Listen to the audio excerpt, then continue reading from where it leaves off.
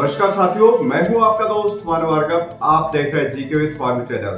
साथियों, e service book का updation का कार्य चल रहा है। उसी के तहत अब नवीन निर्देश जारी हो गए हैं। विभाग के द्वारा क्या नवीन निर्देश जारी किए गए हैं और साथ में जो ई सर्विस बुक अपडेट हो रही है उसमें क्या सावधानियां बरतना है। यदि जिन शिक्षकों ने पहले से ई सर्विस बुक अपडेट कर दी है तो उन्हें कौन कौन से फीचर्स इनेबल और हो गए हैं। और साथियों, इसमें ई सर्विस बुक में जिन्होंने पहले से ई सर्विस बुक सेव्ड कर दी है यानी लॉक कर दी, तो कहां से वह अनलॉक करवा सकते हैं यदि उनके फीचर पर इनेबल नहीं हुआ है।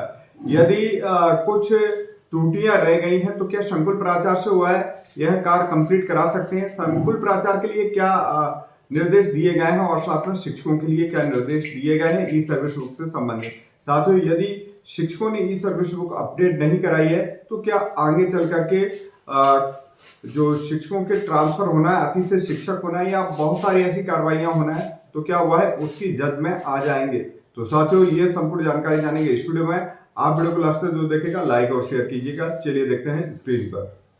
तो साथियों, जैसे कि यहाँ पर हम देख रहे हैं ई सर्विस बुक का सत्यापन और अनलॉक प्रक्रिया संबंधी निर्देश किस प्रकार से अनलॉक होगी और साथ में वेरिफिकेशन जो कि संकुल प्राचार्य द्वारा होना है वह किस प्रकार से करना है। महत्वपूर्ण निर्देश के अंतर्गत संकुल प्रिंसिपल द्वारा ई सर्विस बुक सत्यापित वेरीफाई किए जाने के पश्चात अनलॉक प्रक्रिया संभव नहीं होगी बिना पूर्ण जांच के ई सर्विस बुक को वेरीफाई न की जाए, ताकि भविष्य में किसी प्रकार की तकनीकी अथवा प्रशासनिक समस्या उत्पन्न न हो। तो साथियों, कई शिक्षकों की संकुल प्राचार्य द्वारा वेरिफिकेशन कर दिया गया है तो उन्हें काफी परेशानियां हो रही है। जैसे कि हमने इससे पहले वीडियो बनाया था कि अनलॉक कर दी गई है, लेकिन संकुल प्राचार्य द्वारा लॉक होने के बाद उनकी अनलॉक नहीं हो रही है। और जिन शिक्षकों की संकुल प्राचार्य द्वारा लॉक यानी वेरिफिकेशन नहीं किया है, लॉक नहीं की गई है, तो उनकी अनलॉक हो रही है। साथियों, आगे देखते हैं। तो यह संकुल प्राचार्य के लिए काफी महत्वपूर्ण निर्देश है।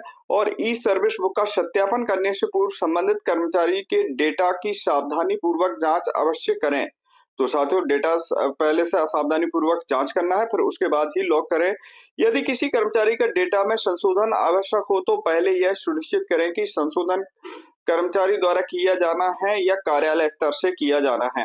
तो ये दोनों का ध्यान रखना है। वहीं यदि संशोधन कर्मचारी द्वारा किया जाना है तो अनलॉक प्रक्रिया के माध्यम से संबंधित डेटा को पुनः कर्मचारी की लॉगिन पर भेजा जा सकता है। तो अनलॉक प्रक्रिया के माध्यम से जो है डेटा है वह वापस जो कर्मचारी है उसकी लॉगिन पर आ जाएगा और वह अपना डेटा सत्यापित कर संशोधन कर सकता है। तो आप संकुल प्राचार्य से भी संपर्क कर सकते हैं जिन शिक्षक साथियों का अभी डेटा आगे फ्रीज नहीं हुआ है या लॉक नहीं हुआ है, तो आप संकुल प्राचार्य से संपर्क करके अपने डेटा को अपने लॉगिन पर भिजवा सकते हैं। साथ में कर्मचारी आवश्यक संशोधन करने के पश्चात पुनः आवेदन डेटा को अग्रेषित करेगा। तो साथियों, फिर उसके बाद संशोधन करने के बाद फिर से संकुल प्राचार्य की ओर अग्रेषित करेगा डेटा। अंतिम सत्यापन से पूर्व समस्त प्रविष्टियों की पुष्टि एवं जांच सुनिश्चित करना अनिवार्य होगा। तो ये संकुल प्राचार्य द्वारा करना जांच होगा और साथ में कर्मचारी भी अपना डेटा एक बार पूरा रीचेक कर ले, फिर उसके बाद ही अग्रेषित करे संकुल प्राचार्य की ओर या संकुल प्राचार्य उसे लॉक करे डीपीआई के लिए जो अग्रेषित कर रहे हैं। तो साथियों, ये कुछ महत्वपूर्ण निर्देश थे। और यहाँ पर हम बता देना चाह रहे हैं कि जो शिक्षक हैं आगे चल करके जो ट्रांसफर होना है या अन्य प्रकार की कार्रवाइयां जो होना है विभागीय, तो वह इसी डेटा के आधार पर होंगी। तो इसलिए आप अपना डेटा पूर्ण करवाइए, नहीं तो विभाग द्वारा इसे वेरीफाई किया जाएगा। फिर आपका डेटा यदि गलत होता है इनकेस, तो उसके लिए आप स्वयं जिम्मेदार रहेंगे। तो साथियों, इसी प्रकार के इंफॉर्मेटिव जानकारी के लिए हमारे चैनल को सब्सक्राइब कीजिए। मिलते हैं